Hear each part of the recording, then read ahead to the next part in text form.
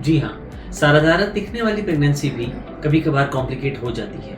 Pregnancy के अंदर सूजन आना, प्रेगनेंसी के दौरान बीपी का बढ़ जाना, प्रेगनेंसी के दौरान दौरे आना, ये सब किडनी पे अपने दुष्प्रभाव डालते हैं। इस पेशेंट के साथ भी कुछ ऐसा ही हुआ। काफ़ी समय के बाद, काफ़ी कोशिशों के बाद आईसीयू टीम ने नेफ्रोलॉजी डिपार्टमेंट की मदद के साथ इस पेशेंट में हम एक उम्मीद की किरण देख पाए और ट्रीटमेंट चालू रखा। ऐसे के अंदर फैमिली सपोर्ट, फैमिली अंडरस्टैंडिंग और पेशेंट का खुद का मनोबल बहुत ज़रूरी होता है।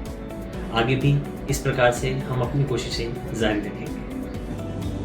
नमस्कार, ये पेशेंट हमारे पास आगरा से रेफ़र होकर आई थी।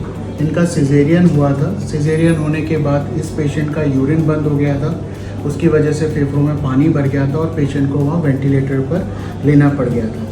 मतलब पेशेंट की जान पर बनाई थी। पेशेंट हमारे पास रेफ़र हुई। पेशेंट की स्थिति काफ़ी ख़राब थी। पेशेंट को पूरे शरीर में इन्फेक्शन था, सूजन था, पेशेंट को पेशाब बिल्कुल भी नहीं आ रहा था।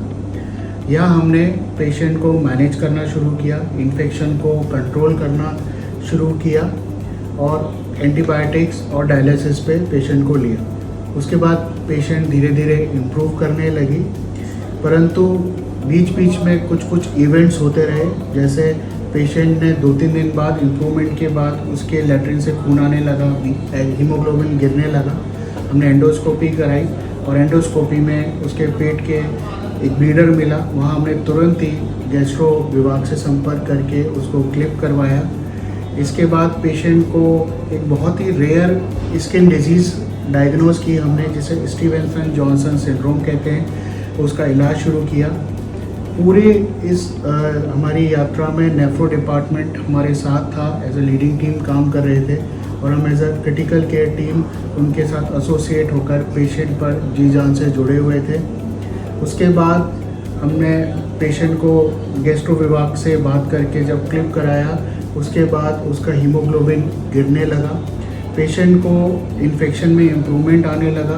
पेशेंट ने थोड़ा खाना पीना शुरू किया, उसका होशो आवाज़ इम्प्रूवमेंट आने लगा।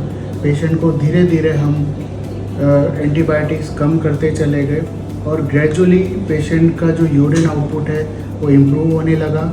और जो पेशेंट इतने ज़्यादा इन्फेक्शन के साथ आई थी और जिसका नील यूरिन था, आज उसका 100 से 150 ml पर घंटा यूरिन आ रहा है। और आज हम बहुत खुशी के साथ कहना हो रहा है कि इस मरीज़ को हम बिल्कुल हेल्दी कंडीशन में डिस्चार्ज कर पाए।